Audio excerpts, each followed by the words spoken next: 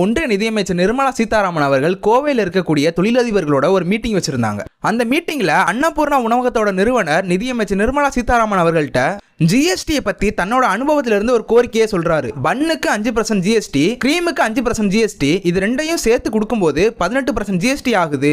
காரத்துக்கு ஒரு ஜிஎஸ்டியா இருக்கு, ஸ்வீட்டுக்கு ஒரு ஜிஎஸ்டியா இருக்கு. ஆனா இது எல்லாமே ஒரே கிச்சன்ல ஒரே ஆளால ஒரே மாதிரியான மூலப்பொருட்களை பயன்படுத்தி தான் செய்யறோம். ஆனா இதுக்கு ஏன் ஜிஎஸ்டி டிஃபரெண்ட் ஆகுது? இதனால ஒரே ஃபேமிலிக்கு ஒரே பில்லுல டிஃபரெண்ட் ஜிஎஸ்டி போட்டு கொடுக்கறப்போ சங்கடமா இருக்கு. ஒன்னு இன்க்ரீஸ் பண்ணா ஒரே மாதிரி எல்லாத்துக்கும் ஜிஎஸ்டி இன்க்ரீஸ் பண்ணுங்கன்ற மாதிரி சொல்லியிருந்தாரு.